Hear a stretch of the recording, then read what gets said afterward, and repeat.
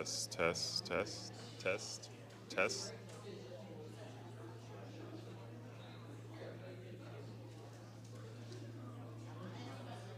You're still getting it. There's still feedback. Lots of feedback. Test.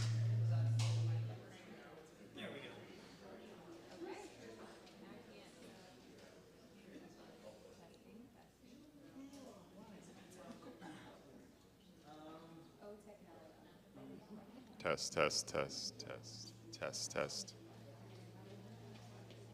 Love it and hate it. Test, test, test, test.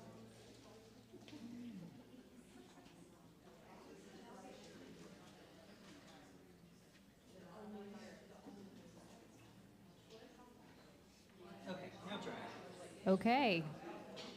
Are we good to go? I think so. Okay, fantastic. All right, thank you guys so much. I am so excited to have you all in the room.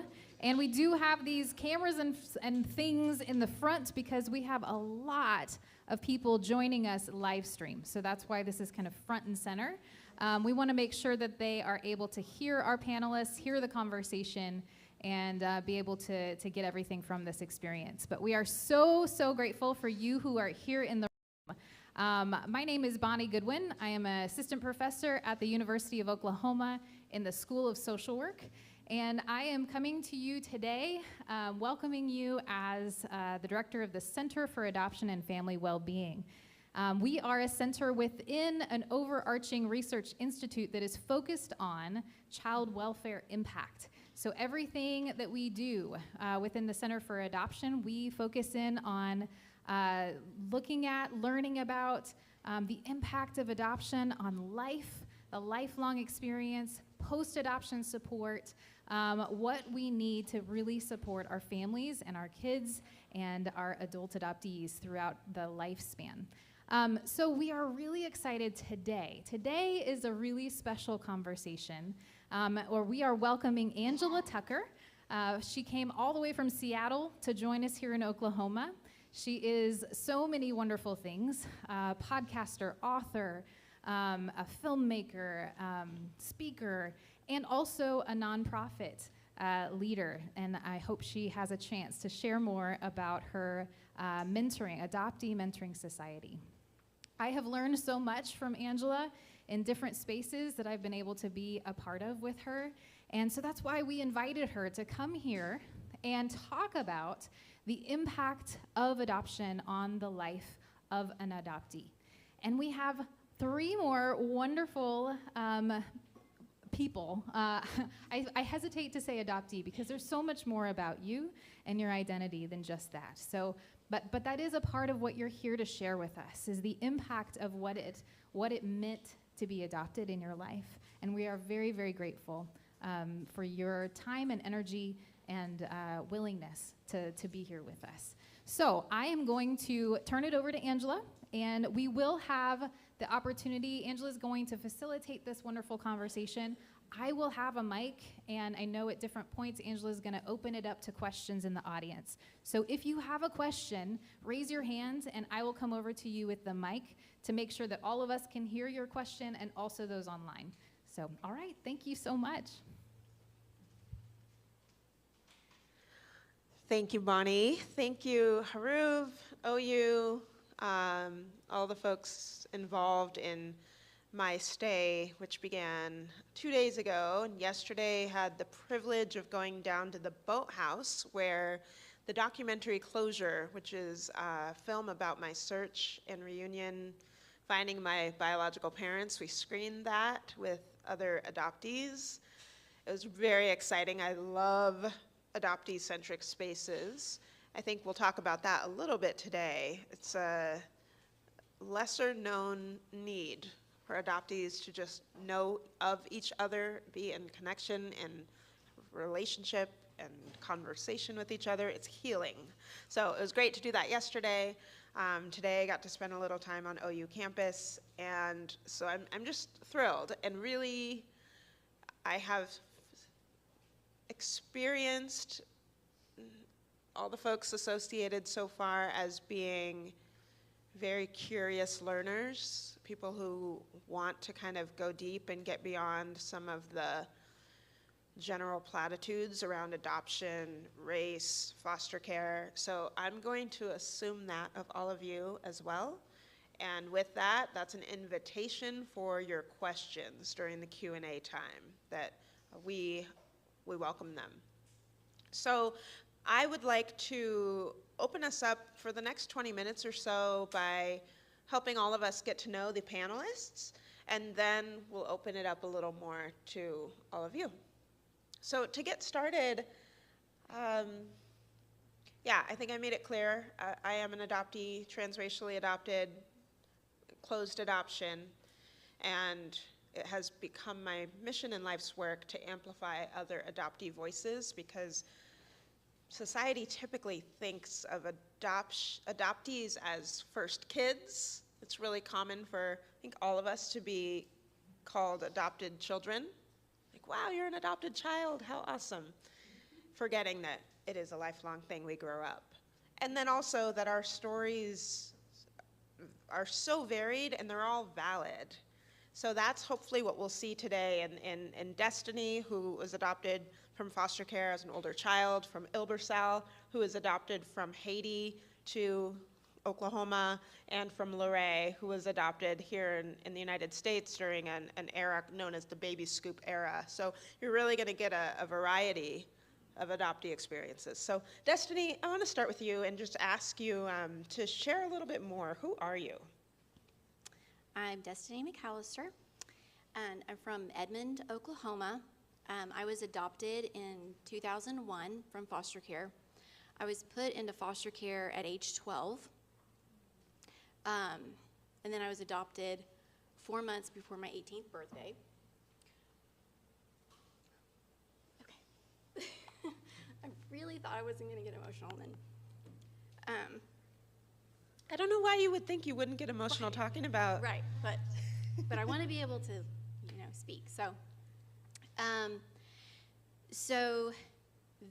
that I was adopted right before I turned 18. I asked my foster parents if they would adopt me. I have a great relationship with my adoptive parents. They actually live right across the street from me and my husband and children. I have been married for 21 years. I have 3 biological children, and I am also an adoptive mother to an older child from foster care as of this past May. So, and I have been on the journey also of, I wrote a book in my mid-30s, and I found my biological family also in my mid-30s. And so I think that's kind of sums up just kind of who I am. Thank you. Yes. Oversal. Feedback. Hi, my name is Ilbersal. I am a transracial international adoptee from Haiti. I was adopted in the mid-'80s, and my adoptive parents, they adopted, I was the first of 4 total, so it was me, my first younger brother who was a domestic adoptee, and then I have 2 younger brother and sister who were also domestic adoptees. Let's see. What was the prompt after? Like, oh, this is my journey. Could you share a little bit about your racial identity as an adoption? Sure. The Haitian part is important, and it's particular if you have the internet. The last, was it 72 hours this week?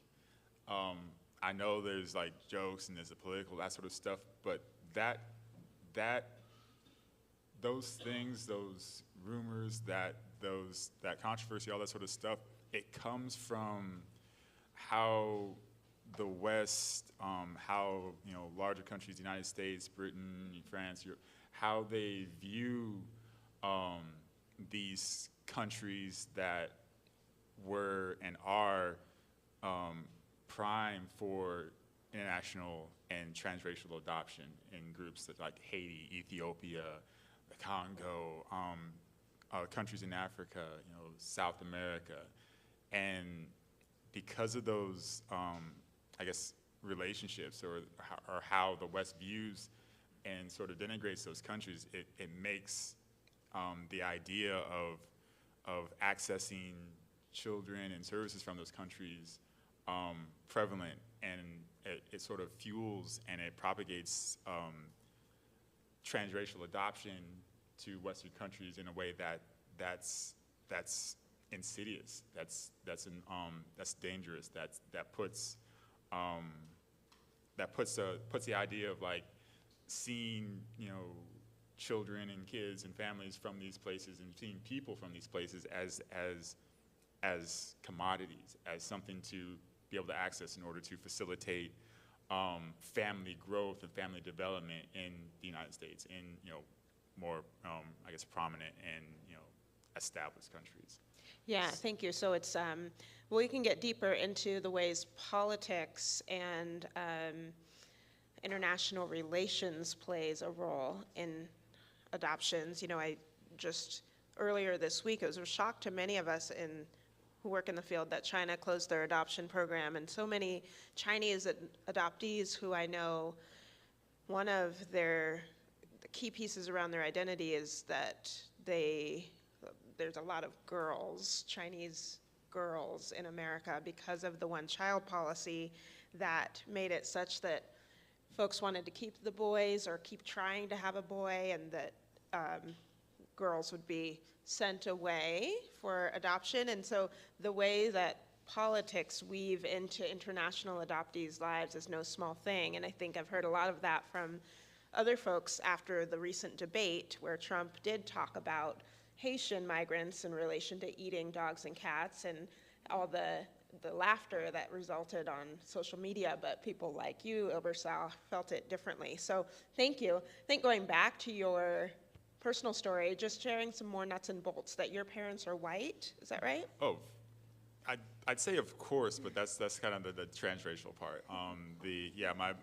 My adopted folks were white Midwesterners, and while in the intro, I know said I was adopted to Oklahoma, it was actually, I was originally adopted into Arizona. Like my second touchdown in the States was in Tucson, Arizona, and I would eventually end up and spend a majority of my young formative years in Nebraska.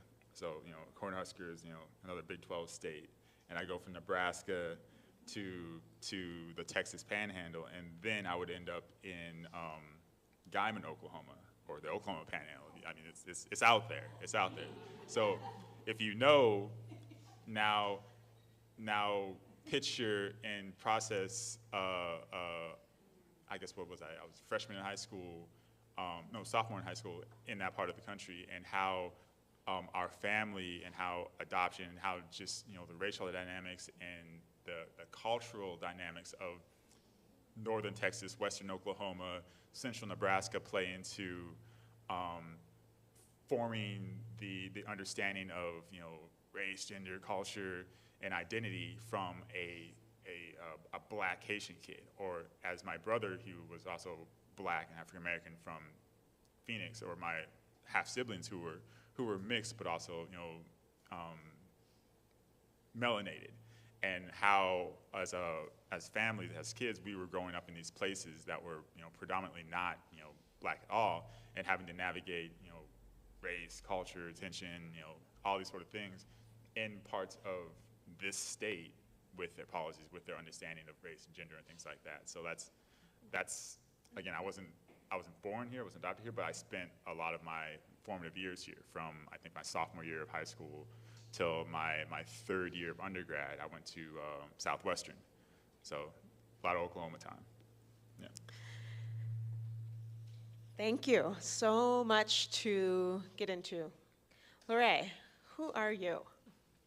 Well, my name is Lorraine Gerald. I'm in Tulsa. I am a same-race domestic baby scoop era adoptee, like Angela mentioned. Which I don't know. Show of hands, does baby scoop mean anything to you? Raise your hand if it does. many people, that is not common language. Right. What's the baby scoop era? Well, the baby scoop era is the time after World War II to about the mid-70s, after Roe, that millions of mothers and babies were separated. Typically, this was a forced separation due to shame and, as we talked about, how much society affects the beliefs of motherhood and who should and shouldn't be a mother. So my mother was a college student and she was unwed. So obviously she couldn't keep me in the 60s.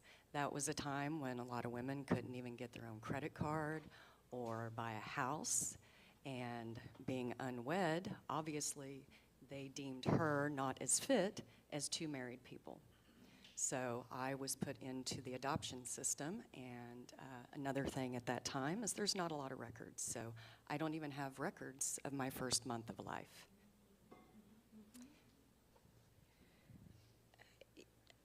The Florence Crittenden homes are homes where unwed mothers would go and give birth, and those buildings, by and large, are still in existence all around the country, but they're repurposed, used in different ways. Like in Seattle, it's now a school, and it's just a little tricky to think about what happened there.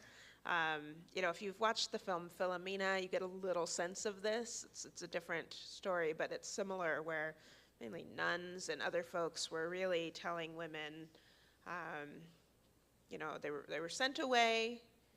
In their communities, people would know that they went and visited their auntie, and then they would give birth and couldn't really be reintegrated back into their family until there was no proof that they had given birth. So they just spent the summer with auntie, and that secrecy and shame is what carries over. And so can you give us a couple examples of ways that secrecy and shame for your biological mother has impacted you? Absolutely. Oh, and my mother went to her cousins. That's where she went to have that secret. And that secret carries over because I was in a closed adoption. As a matter of fact, in the United States today, there are only 15 states that allow adoptees full access to their records, their original birth certificate and any records.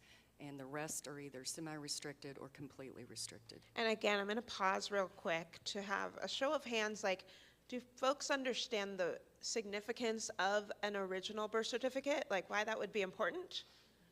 A lot of head nods. Yes. Anyone not? It's quite all right. People do. Okay. Yeah. This document is like gold for so many adoptees. I wanted mine so bad, knowing that it had my biological mother's full name on it, something that I just dreamt to know for 25 years. And then the possibility that it would have had my birth father's name on it was titillating and exciting as well. But I still have a birth certificate that says I was born to, and then my adoptive parents' names, which is pretty frustrating. And what I got was non-identifying information, which is what it sounds like. You don't get their names. You get their age, you get like what their school level is, and they're so kind to let you know the health care at that time. But then you get no more health care information in closed adoptions. So as you age, it's a guessing game. Yeah. So just wanted to add that. But the secrecy and shame is something that is generational. When you are a secret or not allowed to know your identity, you make up a ghost kingdom and you fantasize about who your parents are. Mine was Samantha from Bewitched. That was my mother. I knew it because she was awesome and a witch, and I just thought that was fun at my age, so why not make her my mother? But that's what you do. And it wasn't that my adopted parents didn't love me. They did love me. But there was no genetic mirroring. I didn't have anyone that looked like me, acted like me. And as far as they were concerned, I was their child. Mm-hmm. I was a blank slate. I was just supposed to fit in when I didn't. I had my own sovereign authenticity hidden inside my subconscious that I did not get to release until much, much, much later. Destiny, did you want to add anything?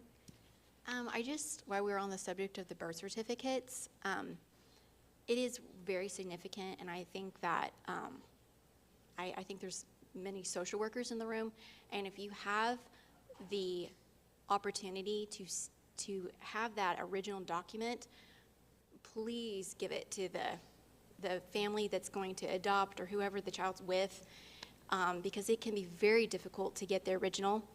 And then also for my birth certificate, and then also for my newest daughter's birth certificate, it's absolutely unnerving to read that I gave birth to her at such and such time on such and such date.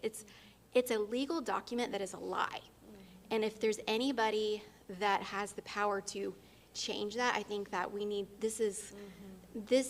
to do something. Like birth certificates need to be honest, and they need to say adoptive birth certificate or adoptive parents. Like it needs to be transparent. Yeah, which I think is a key that runs through a lot of adoptee spaces, is this legalization of some fictions. And there are other ways that happens too, with what adoption researcher Amanda Baden calls microfictions. And this happens when adoptive parents say things that may not be true, but it might be something they want to believe in their heart, like, your birth mother loved you so much, she chose adoption for you. This is an example of a microfiction where unless a parent has heard the birth parent say those words, then it is a lie, and it's really tricky for us adoptees to mold that together with what we feel in our bodies. I want to take a pulse check, and love to check in with all three of you about how you're feeling being here, speaking today, if you've done this before.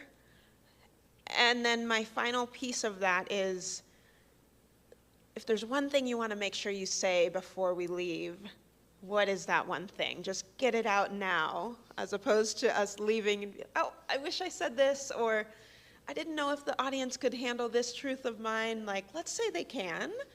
And what is that one thing? Whoever wants to start with that. Like, how are you feeling being here, and then what do you want to do? Well, I'm nervous. That's a normal feeling, right? That's what our nervous system does. So I'm just talking to it and saying, it's okay. We're in a safe space. So that's what I'm doing at the moment. Can you tell me why you're nervous? It's sharing the truth is nervous because you don't know how it's going to be, how you all are going to feel when I start telling you my story. Just like the baby scoop era, a lot of you all didn't know what that was. That's an actual crime against humanity that other countries have apologized for and are starting to give reparations. But here in the United States, it's unknown history. Mm-hmm. So I don't know how you all are going to react to that. Mm-hmm. So being vulnerable helps me be authentic. So I want to thank you all for that. But nervousness is normal. As a yoga instructor, that was something I didn't get to say yet. After my reunion, I became a trauma-informed Kundalini yoga instructor and Reiki master, so I could help myself. I had no plans on teaching, but while I was learning and realized, wow, this stuff really works, I can help other adoptees. And at the time, I was telling my story online as the adopted chameleon, which was freeing because I wasn't that dirty little secret anymore, that thing that was hidden. It was the most freeing thing that I could do. And since then, I've grown even more. I have a private Facebook group with over 1,000 people in it called the Adopted Chameleons, and we have an art group and a body doubling group. I also had the Adoptees Connect Tulsa group, and I have some members here today, and I want to thank you all because I'm looking out at those familiar faces, and it's helping me stay calm. That's about it. I guess I'll go. I'm feeling call it nervous, call it uneasy. There was a version of this that at the sort of start of the pandemic, when people shut down, we weren't going in places. I started engaging online and digital platforms with with adoptees and adoptee communities, sort of with or in conjunction with Angela Tucker and other, you know, prominent adoptees that had groups, that had Facebook groups, that had Instagram groups, that was like, hey, we can't, you know, meet up in public at sometimes these conferences where other adoptees and, you know, facilitators and foster folks and families would go to annually, in terms of like those resources. Like, why don't we bring it online? And one thing like I noted in how I was raised, like my folks, they love me, they love their kids, and it was I think you used the term clean slate in terms of like they were racially colorblind, and that's at least 80s, 90s, even now, some ways, that's kind of the way to go when it comes to adopting transracially, where you don't see black or white or green, you just see a child, you just see love, and you nurture and you take care of that kid or that baby or whatever the best you know how, and part of that is absolutely necessary. Part of that is the way to go. But in sort of negating or ignoring or sort of sweeping under the rug the cultural intricacies of a black Haitian child or an African American child or a mixed race child, like that erases them in a way. Even if we don't at 9 or 10 or 15, we don't have the language or the terms to say that, you know, part of our identity is naturally going by the wayside. We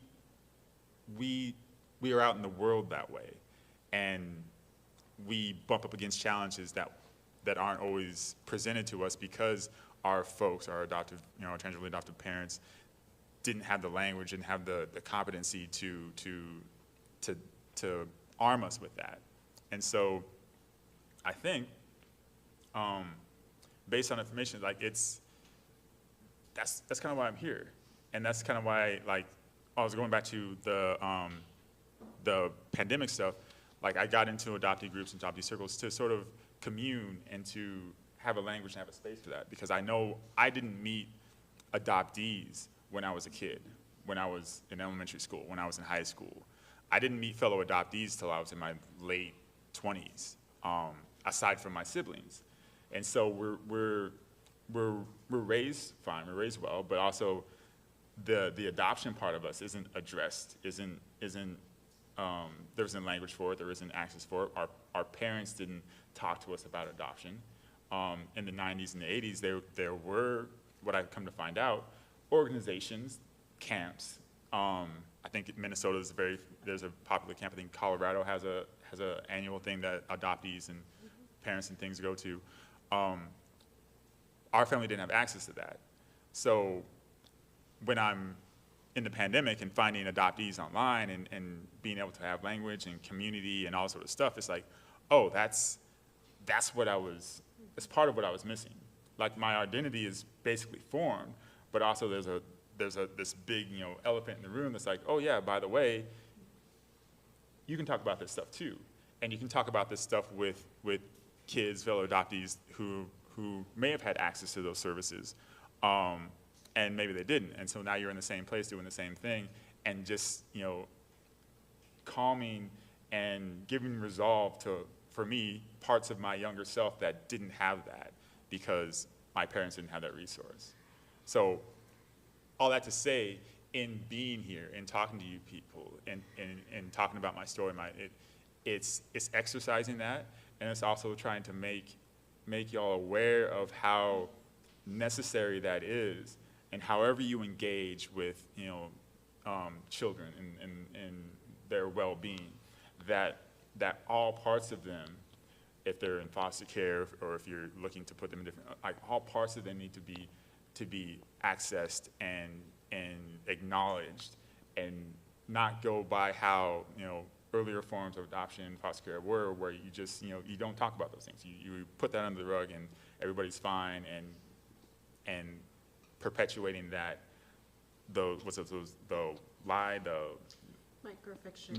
perpetuating those microfictions that do harm, that you maybe don't see it, but I've spoken to, and I continue to speak to and be in community with dozens of adoptees, hundreds of adoptees, where like, yeah, their parents loved them, but also like, there's this part of them that didn't know how to access, and they didn't have the resources for it, and that's part of that trauma that isn't acknowledged, that isn't made aware of. And let me give an example to that is, Obersal mentioned camps. So like California has this camp called PACT Camp, which is up near Oakland.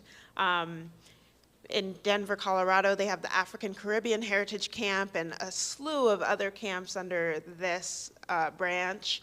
Minnesota has Umoja. So these are all transracial adoption camps where it is very freeing for transracial adoptees to be here, where they do typical camp stuff like ropes course and play soccer and run around. Parents might have concurrent programming, hearing lessons about anti-racism or trauma-informed parenting. But the beautiful thing that I think Obersal is speaking to is if the kids are playing around, let's say they're playing basketball and someone falls and gets hurt, their elbow is bleeding, they can yell like, "Hey mom, I need a Band-Aid," and their mom can come over, a white woman, give them a Band-Aid, and the kids can just keep on playing. Nobody asks a single question like, "Wait, that's your mom? Are you adopted? Like, what's wrong with your birth mom? Are you a crack baby?" Like all these things. No one says. They just get to keep on playing basketball. That sort of experience is partly what Obersal is talking about missing in growing up in predominantly white spaces. Absolutely. And I guess to get to the one thing I would want to say in reference to that, and I want people to understand that having those camps, having those resources, because they're necessary, because that's how the system is right now, and that's how parts of the system are going to continue to be for years, hopefully. What I want to speak to is the idea of transracial adoption, or cultural adoption. The idea of that being the sort of benchmark of when you think about adoption and sometimes foster care, the black or brown POC child, person of color child, to a, let's say, predominantly white, let's say not black or brown, adoptee or adoptor, like that concept, that mix, that point of like how I got here, that shouldn't be. Like the idea of transracial adoption, that should go by the wayside in terms of if we're about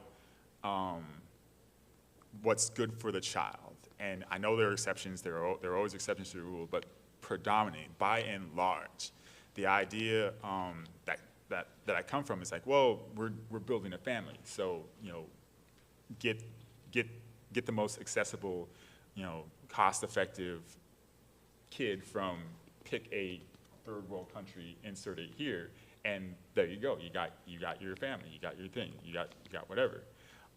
The idea of transracial adoption for me, it should not exist, and it shouldn't be the prominent form of adoption in ways that like kinship adoption isn't. It shouldn't be an absolute.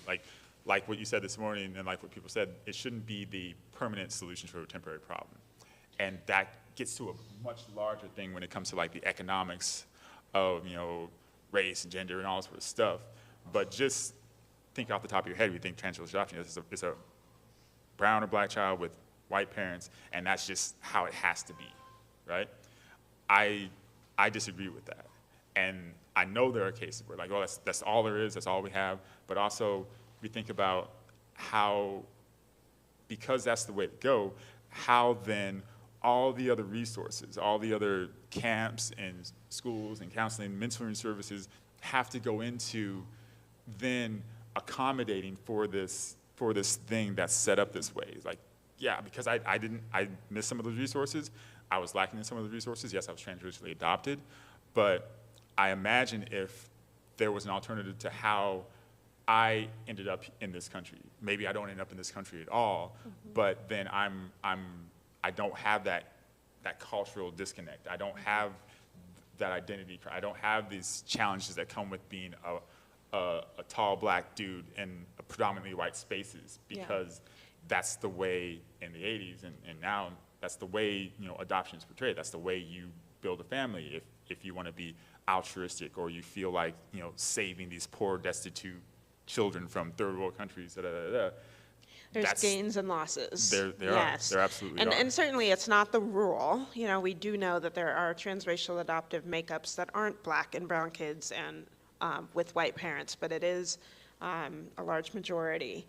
Destiny, that final question for you as well. So how are you feeling? And then what do you want to make sure you share today? I'm thankful to be here. And I would say that I think that sometimes there's a broad picture painted of adoption in society, that it's like once a child is adopted, good, great, and then they should move on and be happy and be thankful. And while I'm very thankful to my adoptive parents, because they did say yes, and I did need them in my life, that it's not, that it's both.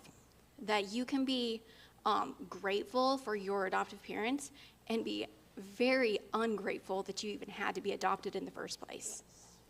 And I think that we should recognize that there needs to be a grieving process, and maybe, you know, a 4-year-old that's adopted, they're not going to understand that, but as they get older, they're going to need support, and they need to, you know, have space to grieve and let them know that that's necessary and it's okay. And so they need the resources to be able to grieve the losses of their biological family, whether their biological family was, you know, harmful to them or not. It's a loss either way, and they should, and they need to be able to grieve that loss.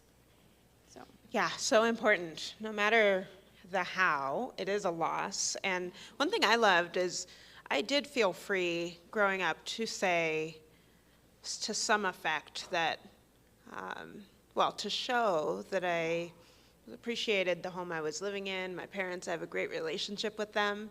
And I did feel that they understood the sadness that was so deep of not knowing, where did I come from? Did I plop out of the ether? And I think that's shown in my parents' example through how much they actually love my birth parents now that we've met them. And prior to meeting them, my parents had us, all 8 of their children. They had adopted 7 and had 1 biologically. And we would always be writing cards and letters and take photos that would be sent to any of our biological family members, even if it wasn't making it to them. And I think that is a beautiful display of, like, they truly loved my birth parents. And for many adoptees, I hear them saying, like, if my adoptive parents don't love my birth parents, then how do they love me? And I think that's what we feel deeply. I want to open it up now to something like a story to share. Oh, I just wanted to say, in terms of like acknowledging that grief and that loss, like, if there's not a space for it, if for an example, like my example, like my adopted folks, they love me, they love all of us very much, but they're not, to my knowledge, on my purview, was there when I don't know where I come from, or I know what part of the world I come from, right? I know this little island, I would come to find out, was a major player in, you know, the socioeconomic statures of France, you know, so on and so forth. But, like, when I think about my biological mother or my biological father, or, yeah, the people that made me, there wasn't a place for that in terms of, like, talking to my parents about it. Not to say What that would have happened if you said something Right. like, I wonder where my birth dad is? For me, the overwhelming feeling of having that feel like a slight or an insult to my adoptive parents, and having that be a sort of a pain for them. That's kind of where it sits. Not to say that's wholly true, that's wholly accurate, but I know there wasn't a place for me to exercise that, or I didn't come to that naturally. Got So it. the idea of having, say, trauma or that sort of loss informed parents or parental units, or a place to acknowledge that, is also very, very important Yeah. in terms of like, yes, if this is the way to go, like if you need to put a child in this situation, or this is the result, like making sure or doing your best to make sure that those people, those adopters, that they acknowledge like what that child has lost. Got it, And yeah. not just, well, we love you, that's enough, and that's all there is. Yeah. Because love and a roof over your head and housing and all these sort of things, it's not enough if like I don't know and I can't express, or I don't have the faculties or understanding to be like, oh yeah, this thing that I went through to be loved is not acknowledged in any way, and Yeah. the not acknowledging that is part of that sticky thing that the industry of adoption and foster care tends to shy away from if given an option. Where like there's more work in wanting to acknowledge that and making sure people acknowledge that than there is in just again sweeping it under the rug and not. talking about Lorraine, it at all. can you empathize at all with Destiny's statement around this belief that it's got to be all or nothing, that we either love our adoptive parents and therefore we don't need to think about our birth parents, or we're thinking about our birth parents, which means we don't love our adoptive parents? Did you have any experiences like that? Yes, I do. Being an older adoptee from the baby scoop era, I was a blank slate. That's what my adoptive parents were told. It wasn't like nowadays the child will have trauma. It was just, here it is, take it home, that's it. So I actually didn't experience the same thing. I had parents that just believed that I was theirs, that there wasn't anything else to it. And how did that come across? I mean, would you ever on your birthday say, Yeah. how was that birthdays. discussed? Yeah. Yeah, mine was right after Christmas too, so I kind of had a double whammy because I used to actually sit there and pray that my birth family would come get me for Christmas, and then when that didn't happen, I would pray that they would come get me for my birthday, because I had that longing that wasn't being recognized or allowed to grieve. I didn't know what it was. As a child, I was the answer to my parents' prayers. They asked God for a baby, and all of a sudden, there I was. Well, I was praying and I wasn't getting my answers, so I started thinking, well, God must hate me. There must be something wrong with me, because why are my prayers not getting answered, but my adopted parents did? And that's a lot for a child, especially when I was an adopted only child too, so I didn't have anybody. I had the imaginary friends. Samantha was my mom, remember? I made up a lot of things. I had a big ghost kingdom. My support team was big, but they were all imaginary. There wasn't an actual tangible person that I could talk to. Like he was saying, my parents loved me, but they didn't actively help me with the trauma and the grief and the loss that I was going through, and I didn't have anybody to talk to. I think there's sometimes folks who come back and say, my adopted kid doesn't talk about adoption, and therefore they're not experiencing these things. And as a result, there's a lot of adoptees who become people pleasers, that were really good at figuring out what it is that other people want, like our parents who, like Obersal spoke about, we don't want to hurt them by testing those waters, wondering where we came from aloud. And so we're good at people pleasing, which then makes it this kind of circular thing for parents, like it seems like they really love life, and so there must not be any need for them to talk about the adoption stuff, which is why so many professionals, hopefully like many in the room, do work to help parents actively have those discussions. It is not something to wait when my child brings it up, then we'll talk about it. We don't know we can bring it up, that it's safe to talk about, unless you're talking about it first. Okay, let's turn the floor over. What questions do you have for the panelists?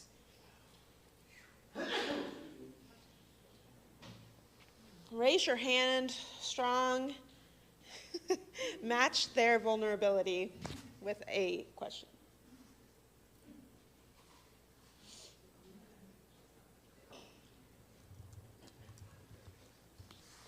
If your parent knew that they could, if your adoptive parent knew that they could talk to you and ask you those questions like, you look like you're sad today, are you thinking about your biological parents? How would that have changed your feeling of being open with them? Great question. I would love to help reframe that as well. That our adoptive parents don't need to just ask us about adoption if we look sad. But how about, wow, you really tore it up on the basketball court. I wonder if your birth parents loved basketball too.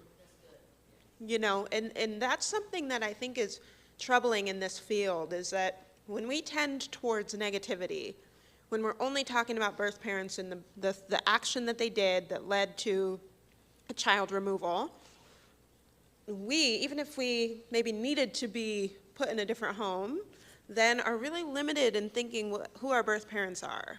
They're bad people. Oh no, we don't get to learn like they love Skittles, like I just have a bowl of Skittles up here for myself. That's a detail that I grew jealous of my friends knowing their parents had a sweet tooth too. I would love to know that. So a reframe, but to her question, any thoughts? Sure. I'll tackle this in a way that, like, I want to take the sort of hypothetical, like, all of a sudden I'm 10 years old and my mom or dad is asking this question. I want to take that back to, like, I arrive with them and they have that mentality in mind. So it's not something, oh, I wake up and they notice that I'm sad. It's that I got there, like, at 2 or 1 or an infant or whatever, or when they, sorry, let's go back even farther than that. They want to adopt or they want to foster. And this is, say, let's go a year or 2 years before they ever see paperwork with children on it, right? You have to have that ingrained in them from there so that they're going through this process of adoption or fostering with that mentality in mind. So it's not just something like, oh, they think about it at the 11th hour and then the kid shows up in the door, like, oh, let me make sure we talk to them about race, because even having it that late in the game, there's so much space for things to get missed. So imagine if you take that same question, you're taking that same consideration with, like, the hypothetical that you put it on us or as adoptees, and you place that on any person willing or wanting to adopt or foster, long before they have access to engage with children, and then develop that ideology or that mentality of wanting to be open and wanting to make sure that their potential child can express and be engaged with on good days, on bad days. If you have that going past the point of, like, just waking up on a Tuesday, then it's a completely different world. It's a completely different understanding. And Can you're I jump in? So yeah, getting folks, potential adoptive parents, way earlier on in the game. But your question was, if they had done that, how would that make us feel, or what would that? Yes, would that change the game? Like, Would that change? With foster parents or parents that are thinking about becoming foster parents, and start addressing these things with them, Yeah. so they feel more comfortable talking, Normalizing opening that. it up to you guys. That Would that changes change the game? That- Meaning, Would that make you feel more open and more being able to share these things? yeah, so that's a with your really, adoptive? it's a hypothetical question that I feel like, Lorraine, I want to get to you, but sometimes it's hard to answer those hypotheticals. So instead, can I change it to say, when people have entertained that with each of you, how has it impacted you? Whether it's your parents or I think adoptee spaces, we do that. How has it then felt? Well, I wanted to answer. My parents did a few times ask me how I was feeling because I was sad often. And I couldn't answer them honestly. Yeah. So that's what I wanted to put in there to kind of What let would you all say? know. Do you remember?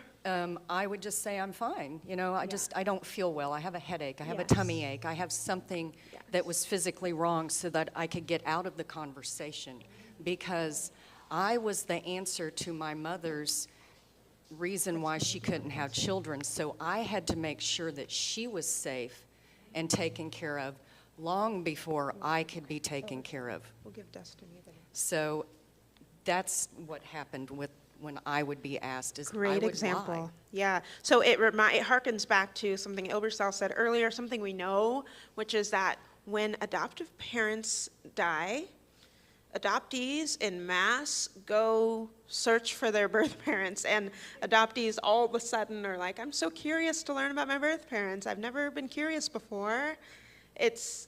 That is telling us a lot about the fear that is present unless adoptive parents are really active, and we can talk about what that looks like.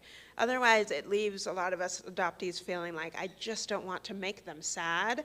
To make them sad or to see tears in our bodies, some of us can risk abandonment again. I think that's exactly right. And that fear of abandonment is very real for adoptees, I think. So I only lived with my adoptive parents for 2 years before I got married. But then in my mid-30s, they bought me an ancestry DNA test for my birthday. And they had no idea that that was going to open up a whole can of worms and lead me to find my biological father and then his family and all of that. I very much wish, they really are wonderful people, and it's nothing against them. But if it could be done again, I wish that they would have come alongside me. I mean, after all, I'm in my mid-30s, I'm a mother, just come alongside me. But they were very much threatened by that. And they were threatened that I was going to find my biological family and love them less. And that's not true. And so I do wish that people would understand that adoptive mom, adoptive dad does not replace bio mom and bio dad. It is a separate role, just like a step parent can't, stepmom doesn't replace bio mom. It doesn't. It's a different role. And I think that should be acknowledged and accepted more by society and adoptive parents. Another piece, I think, for social workers is to help parents understand if they are seeking ownership of a child through adopting or fostering, then that's really not going to work. That's what we're hearing here. Lorraine so obviously heard, you are mine now. That is a really kind of shackling feeling when we know we have so many folks. Let's get you on the mic so our live streamers can hear you. Yes, this question is for Ms. Laura. Has it gotten any better, the policies from then to now? Well, some have. Sorry, that kind of messed up on my question. yeah. So I was just wondering, has the policies gotten any better from then to now when it comes to, it seems like the onus was on the child. Are they educating the parents now about you need to have these conversations before they get older or something like that? I'm just wondering. Typically, yes. The adoption agencies now go about and accept that it is a trauma. Typically, they don't, deny that it's a trauma anymore. A lot of the adoption agencies also offer therapy, which they will charge for. So to me, if you're the one creating more of the trauma, maybe not be the people that are doing the therapy. That would be my personal opinion. because it's like you're creating it and then we're going to fix it. But that doesn't work. But states are still denying adoptees their original birth certificates. That still is getting voted down to this day. I was trying to remember, I think it was New Mexico, wasn't it, that just voted against adoptees getting their, and that was this year, or within a year. Yeah, so the laws are still very archaic. They use the reasoning behind that as anonymity for birth parents. But there is a statement online, Concerned United Birth Parents has it, and there's other organizations that show this, that the birth parents are on there in a declaration that says, we are not denying our children access to their records. So it's a belief system that they're using by law, but it's not in reality. There's a lot of differences between foster care and domestic infant adoption, and right now we're kind of conflating the two. And so that piece too. There's home studies that are written for anybody who wants to adopt or foster, and a home study is this long process which some places are doing more thoroughly than others, but it's a full examination of the capabilities of a prospective adoptive or foster parent. You went through that recently. And I know, with domestic infant adoption, for example, so that's, well, I guess any agency that does not receive federal funds, so not state workers, there's a law that prohibits them from mandating prospective adopters learn about race, for example, race and child welfare. They cannot do it. They can make it optional.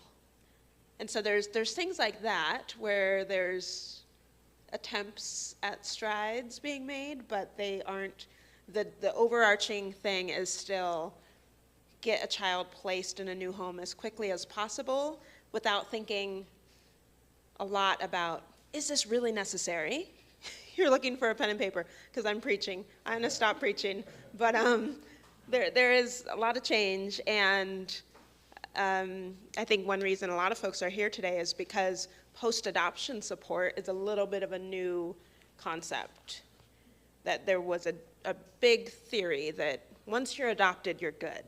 Especially if you get great parents like we all had, and we all feel the need to tell you that a lot. How many times have each of us said, my parents are great?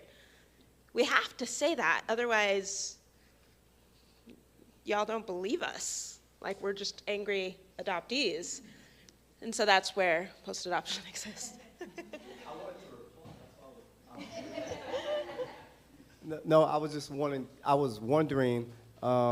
because you have OU here, a professor from OU, have y'all ever thought about reaching out to the law school there to try to gain help, or to students that do documentaries to kind of tell your story?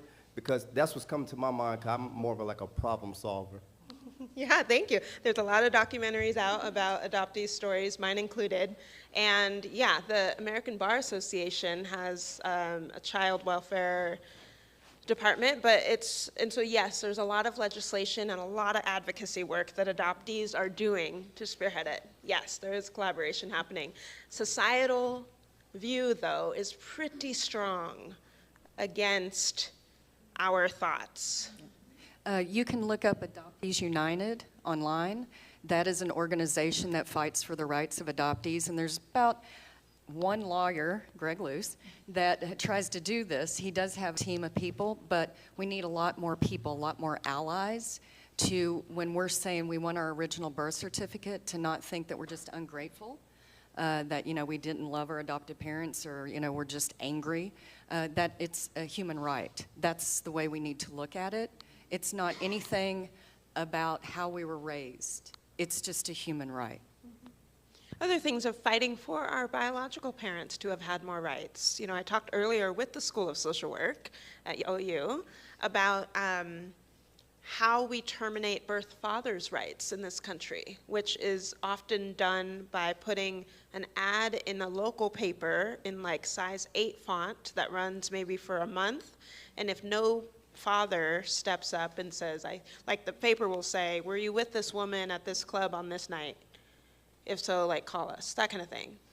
No one's gonna read that, A, and then you're not gonna go. So once nobody calls, so for me, my actual birth father's rights were never terminated, but your rights were terminated on my behalf. John Doe, every man in America's rights were terminated for me. He never knew he had a child.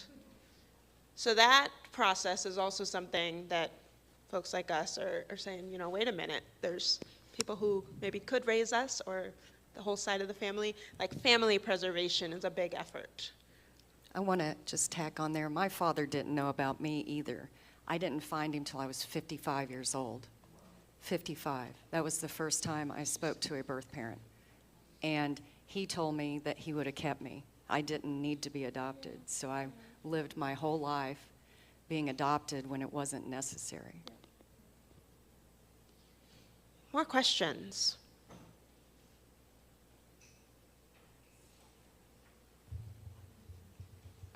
So I was born and raised in another country, and so our concept of, I guess, family and adoption is very different.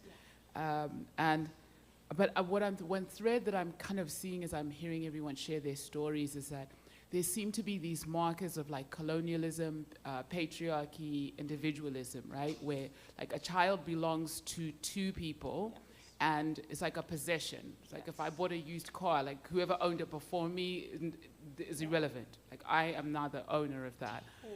I now possess this person, and this child has no other ties to anybody. Everybody has to get my permission to do anything with this child. And so it's like, it's surreal. So I'm thinking of what are some of the, so regardless of whether I think it's domestic or interracial adoption or same-race adoption, I'm just thinking of what are the historical impacts of like the American adoption system. And if we're thinking about the decolonizing that system that's in place right now, what are some maybe examples of practices that have been implemented that are decolonized practices? And what are some successful stories of that, whether it be here or even overseas, where that has been kind of dismantled? None here, but overseas, I think Ireland does guardianship, which I think is a beautiful way forward. Instead of terminating a parental rights forever, the child maybe doesn't need that, but they need guardians to care for them. Other countries have more collectivist ideals and, you know, many people raising a child. There's something awesome called the Mockingbird Hub Home model, which is beautiful, and it's essentially a group of foster homes in one like neighborhood-ish area, and then the hub is a home kind of literally in the middle of this geographical kind of neighborhood where it's a licensed foster home, but they don't have any kids. Instead, it's seen as like grandma's home. So all of these foster kids are able to go to that place, provide respite for the families. That's been really a beautiful model. But again, that's foster care, not adoption is still very much what you said. Like once they're adopted, it's done. And openness in adoption is the best effort that we are doing currently to keep folks together, but it's very much in the hands of adoptive parents to decide if they want their child to have connections. I have a best practice. Scotland, they have baby boxes. Now, the baby box in the United States is the box that you stick the baby in and walk away. Even though there are safe haven laws in every state, the boxes aren't necessary.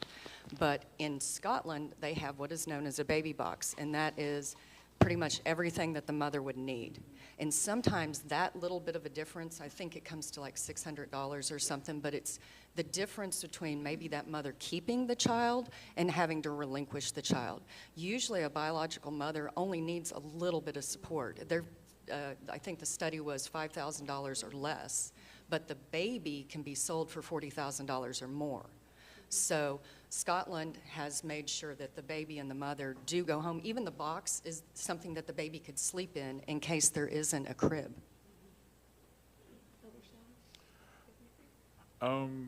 Possibly. Yeah, I had to fix my face, like, wait, that sounds like a terrible idea, but then I realized the context of it, like, oh no, it's for the biological mother, not, to drop her off in because there are organizations in this country and in South America that are pioneered to do exactly that thing, and they're being perpetuated to this day, and that's horrific in ways that are like this baby might as well be a used car or a commodity by which to literally traffic from point A to point B. I think for me, in terms of, like, I can't get specific examples, but I imagine the idea of because of the colonial thing, because of the racist thing, because of Western access to let's say situationally questionable parts of the country. Imagine, like, Ukraine, for example. Like, there's a war going on over there, so let's see how those kids are doing, right? Or guys, anything like that, where because it's what it really is how organizations and country corporates, how they can take advantage of a thing in order to gain access to the commodity of a child, and how there have been steps. There's a book that I reference. It's called The Child Catchers, and it references both the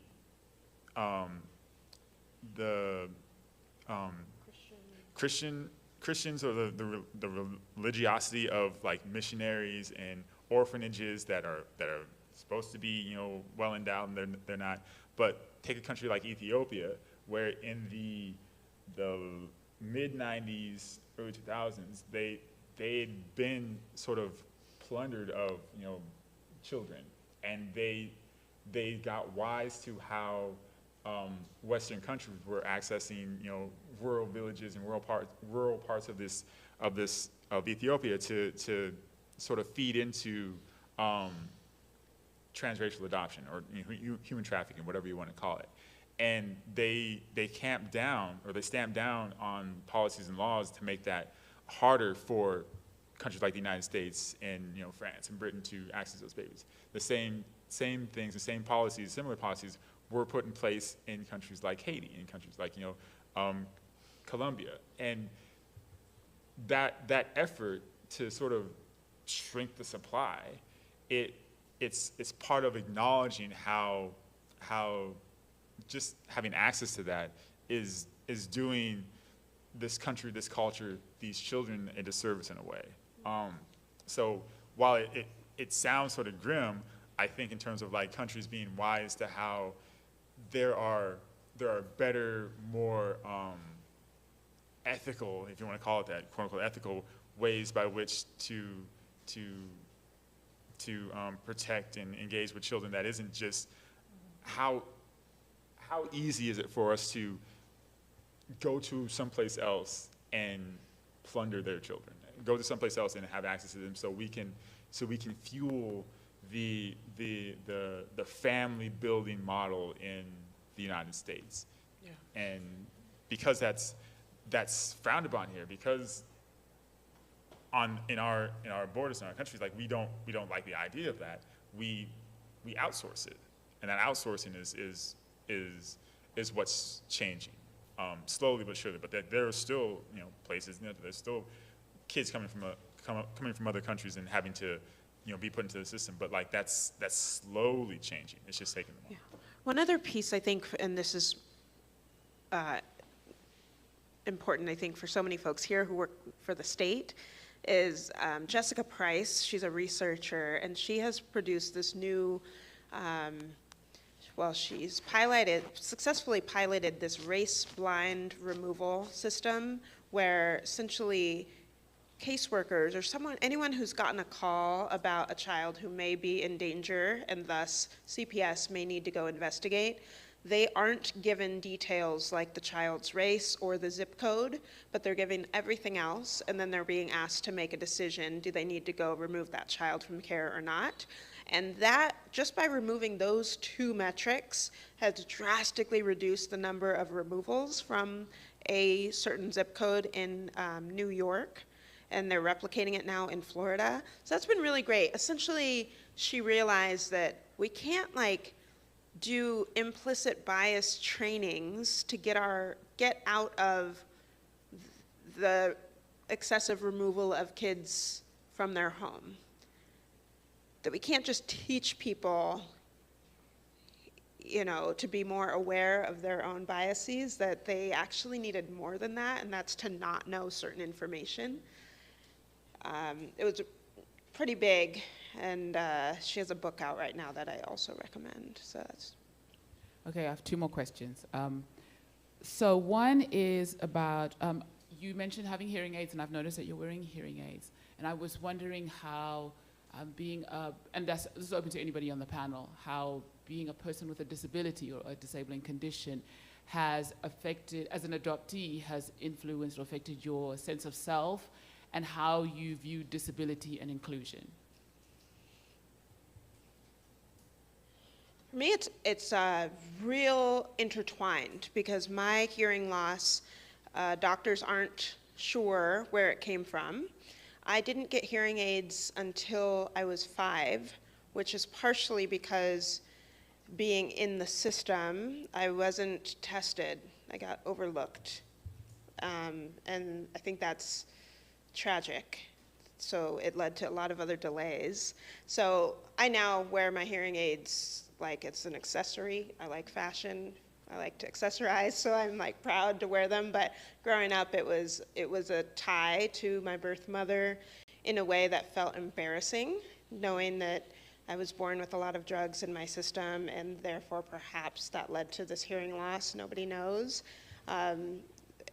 It really took me meeting my birth mother, learning about her hardships, learning about her life, for me to accept some of what happened to me as a result of her not being able to care for herself, learning about the impacts of poverty, really, that helped me feel more proud of aspects of myself. Anyone else? And then my last question is, how has your experience as an adoptee or being in the foster care system shaped your own values around parenting? Great question. Destiny, that might be a good one for you.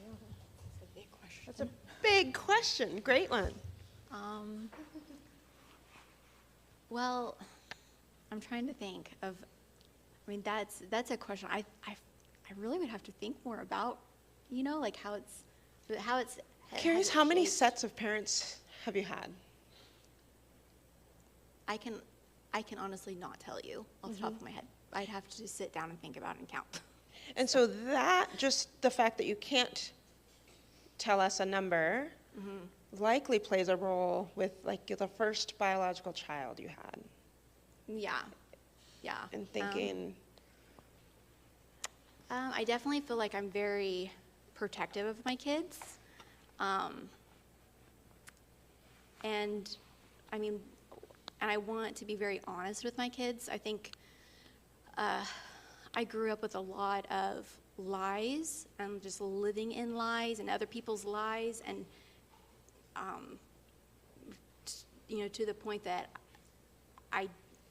my whole identity ended up being a lie. And so for my kids, as soon as they could talk, I was like, oh yes, Grammy and Papa, of course, those are my adoptive parents. And we're just very, very honest, and we're very open about trauma and feelings and things. So I think that I just am very aware of how, the things that I missed out on as a child, and trying to give that to my children. So if that helps answer that question. I never became a parent because I thought something was wrong with me. Again, we talked about that a little bit earlier. There's actually a pretty big group of adoptees that never had kids. There's either they wanted children so bad so that they could see someone biologically related to them, or they were like me and they said, oh, I'm not passing that on. So, and I know a lot of women my age that are adoptees that do not have kids. I'm an adoptee without kids. Proud. I would like to say a proud childless cat lady, but then at the same time, like, I have a lot of kids in that I think being an auntie is just something our country needs more of. I love being an auntie, and by that I'm not talking about biology. There are just so many, not kids in foster care, but just kids in our communities that need aunties. So that is my and my husband's decision. My influence also comes a little bit from my upbringing, that my parents believed in the zero population growth movement when they adopted, so they felt like we were outpacing our resources, and that's why they adopted so many kids from foster care. And I feel a bit of that. I don't know that it's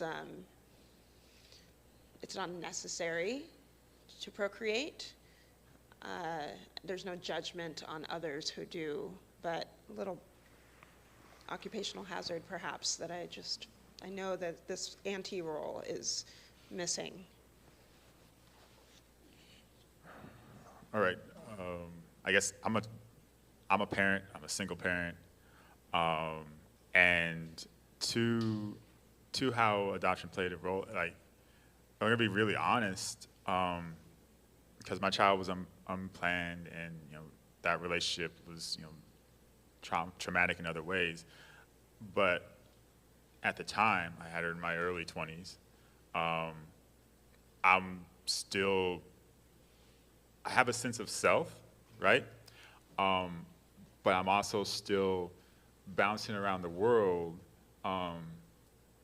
sort of assured in who I am, but also not as engaged with the trauma or the disconnect that had plagued me as a result of being adopted. Like, yes, the void or the hole that, like, I was longing for in terms of, like, identity, racial mirrors, cultural competency, those sort of things, I've sort of settled into in my mid-20s. But at that point, it wasn't, well, I'm assured enough to start making more of me, because I was never that sure. Even just walking around the world, I'm a tall black man, I'm 25. Like, yeah, I can have a family and be in a relationship, but that wasn't there when my daughter came along. And as a result, like, there's still stuff that I'm, now in my, I'm 40. Like, I'm still struggling with for myself, and based off of the relationship with adoption, like my parents, and the idea of, like, I call the biological imperative that I don't have access to, and I can't impugn upon her. Like, that's created conflict and struggles and unchecked things with me and my relationship with my daughter. And that's partly because of, like, what I have access to. That's partly because I'm more aware of, and that's partly because of, like, the work I hadn't done at the time, and as a result of work that I continue to do now. So yeah, being adopted, having been adopted, like, that's part of that. And I have to say, it's on my responsibility at 20 to sort of exercise these things, and know that bringing a child into the world is going to result in this. But what it really is survival.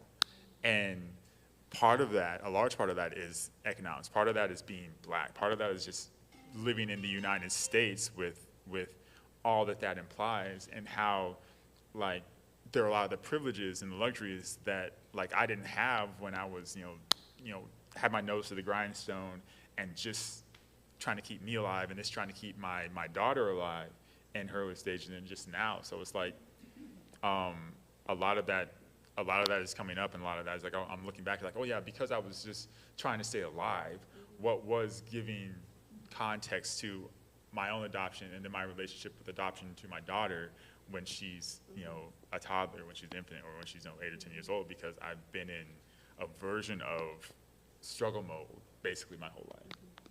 Yeah, that's a great point to kind of end on, as so much of this focus is like post-adoption stuff, to recognize that all of us adults have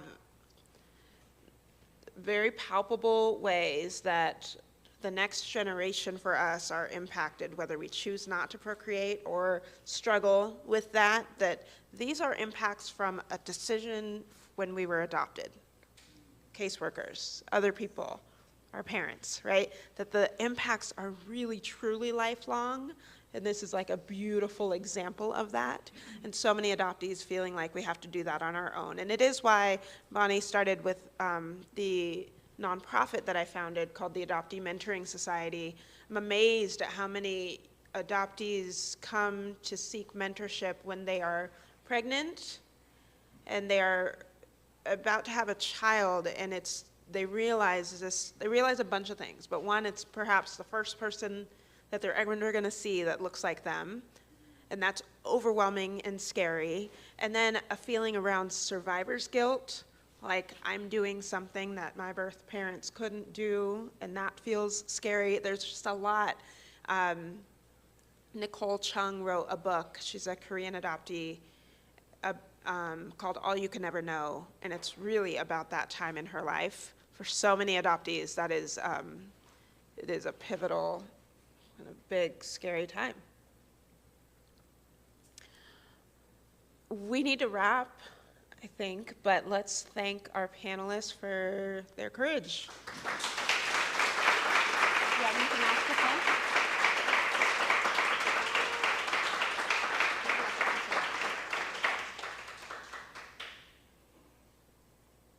All right. Thank you, each of you. Thank you so much for sharing and opening up. And I know, recognize and responding to the feelings of anxiety of sharing and becoming vulnerable. And so I just want to tell you thank you. Thank you for doing that. Thank you to everyone for being here at this time. We would love for you to continue to just hang out, mingle. At your table, you'll see QR codes. You've got little ones that are connected to Haruv, which I definitely need to say right now. Haruv and CWPEP are funders, our supporters. We would not have been able to bring Angela here and do this without them. So thank you so very much. The small QR code is if you want to stay connected with all the incredible learning activities and things that Haruv puts forward for us. And then the large QR code is for all of our professionals who are needing CEUs. So if you, and we also actually ask everybody to complete an evaluation, give us some feedback, some thoughts, and also complete that to then be able to receive the CEU certificate that you were here today. All right. Thank you guys so very much.